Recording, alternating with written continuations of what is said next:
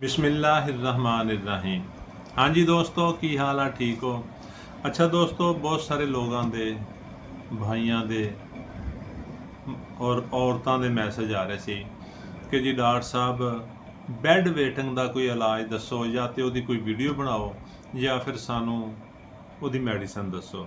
ਤੇ ਦੋਸਤੋ, ਫਰਦਨ ਕਿਸੇ ਨੂੰ ਵੀ ਮੈਡੀਸਨ ਦੱਸਣਾ ਔਰ ਉਹਦੇ ਮੈਸੇਜ ਦਾ ਜਵਾਬ ਦੇਣਾ ਇੰਤਹਾਈ ਮੁਸ਼ਕਲ ਆ, ਕਿਉਂਕਿ ਪ੍ਰੈਕਟਿਸ ਕਰਨ ਵਾਲਾ ਬੰਦਾ, ਕਲੀਨਿਕ ਚਲਾਉਣ ਵਾਲਾ ਬੰਦਾ ਮਰੀਜ਼ ਦੇਖੇਗਾ ਜਾਂ ਜਵਾਬ ਦੇਗਾ।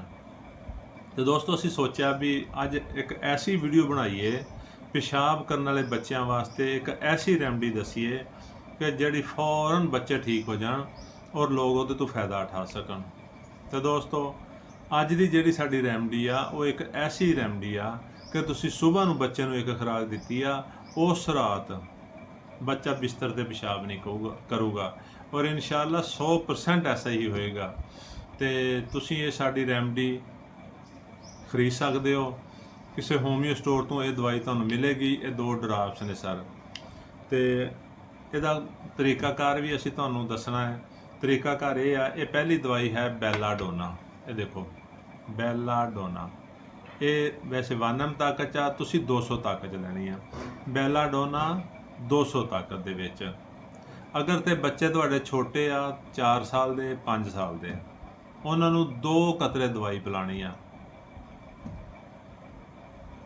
ਦਵਾਈ ਬੱਚਿਆਂ ਨੂੰ ਕਿਵੇਂ ਪਿਲਾਣੀ ਆ ਜੀ? ਜਾਂ ਤੇ ਚਮਚ ਦੇ ਵਿੱਚ ਥੋੜ੍ਹਾ ਜਿਹਾ ਪਾਣੀ ਲੈਣਾ ਹੈ, ਉਹਦੇ 2 ਕਤਰੇ ਪਾ ਲੈਣੇ ਆ, ਜਾਂ ਫਿਰ ਥੋੜ੍ਹੀ ਚੀਨੀ ਲੈਣੀ ਆ ਪੀਸ ਕੇ, ਉਹਦੇ ਉੱਤੇ 2 ਕਤਰੇ ਪਾ ਕੇ ਉਹਨੂੰ ਮਿਕਸ ਕਰਕੇ ਉਹ ਬੱਚੇ ਨੂੰ ਖਿਲਾ ਦੇਣੀ ਆ। ਤੇ ਦੋਸਤੋ, ਲੋਕ ਮੈਸੇਜ ਕਰਕੇ ਪੁੱਛਦੇ ਨੇ ਡਾਕਟਰ ਸਾਹਿਬ ਇਹ ਦਵਾਈ ਕਿਵੇਂ ਦੇਣੀ? ਅਸੀਂ ਇਸ ਲਈ ਪਹਿਲੇ ਹੀ ਇਹਦਾ ਤਰੀਕਾਕਾਰ ਦੱਸਤਾ ਹੈ। ਇਹ ਦਵਾਈ 10 ਦਿਨ ਤੱਕ ਮੁਸਲਸਲ ਬਣਾਉਣੀ ਆ।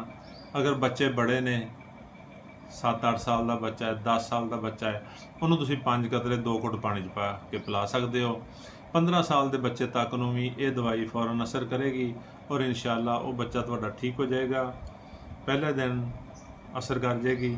10 ਦਿਨ ਤੱਕ ਇਹ ਦਵਾਈ ਪਿਲਾਓਗੇ, ਦੁਬਾਰਾ ਤੁਹਾਨੂੰ ਦਵਾਈ ਦੀ ਜ਼ਰੂਰਤ ਨਹੀਂ ਰਹੇਗੀ ਔਰ ਤੁਹਾਡਾ ਬੱਚਾ ਠੀਕ ਹੋ ਜਾਏਗਾ। ਦੂਸਰੀ ਦਵਾਈ ਹੈ ਮੈਗਨੇਸ਼ੀਆ ਫਾਸ। ਇਹ ਦੇਖੋ ਮੈਗਨੇਸ਼ੀਆ ਫਾਸ, ਇਹ ਤੁਸੀਂ 30 ਤਾਕਤ ਲੈਣੀ ਆ। ਅਗਰ ਤੇ ਬੱਚੇ 4-5 ਸਾਲ ਤੱਕ ਨੇ, ਛੋਟੇ ਬੱਚੇ, ਉਹਨਾਂ ਨੂੰ 2-2 ਕਤਰੇ ਇਸ ਤਰ੍ਹਾਂ ਹੀ ਚੀਨੀ ਦੇ ਜਾਂ ਪਾਣੀ 'ਚ ਸੁਬਹ ਸ਼ਾਮ ਪਿਲਾਣੇ ਆ। ਅਗਰ ਬੱਚੇ 5 ਸਾਲ ਤੋਂ ਬੜੇ ਨੇ, 7 ਸਾਲ ਦਾ ਬੱਚਾ, 8 ਸਾਲ ਦਾ ਬੱਚਾ, ਉਹਨੂੰ ਤੁਸੀਂ 4-4 ਕਤਰੇ ਪਿਲਾਓ। ਅਗਰ ਬੱਚੇ 10 ਸਾਲ ਤੋਂ ਵੱਡੇ ਨੇ ਤੇ 5-6 ਕਤਰੇ ਪਿਲਾ ਦਿਓ। ਲੇਕਿਨ ਵੱਡੇ ਬੱਚਿਆਂ ਨੂੰ 3 ਦਫਾ ਪਿਲਾਣੀ ਆ, ਸੁਬਹ ਦੁਪਹਿਰ ਸ਼ਾਮ। ਛੋਟੇ ਬੱਚਿਆਂ ਨੂੰ 2 ਦਫਾ ਪਿਲਾਣੀ ਆ, ਸੁਬਹ ਸ਼ਾਮ। ਔਰ ਇਹ ਵੀ 10 ਦਿਨ ਹੀ ਕਾਫੀ ਆ। 10 ਦਿਨ ਤੋਂ ਬਾਅਦ ਇਨਸ਼ਾਅੱਲਾ ਤੁਹਾਨੂੰ ਦਵਾਈ ਦੀ ਜ਼ਰੂਰਤ ਨਹੀਂ ਰਹੇਗੀ ਔਰ ਤੁਹਾਡੇ ਬੱਚੇ ਬਿਲਕੁਲ ਸਹੀ ਹੋ ਜਾਣਗੇ, ਉਹ ਬਿਸਤਰ 'ਤੇ ਪਿਸ਼ਾਬ ਨਹੀਂ ਕਰਨਗੇ।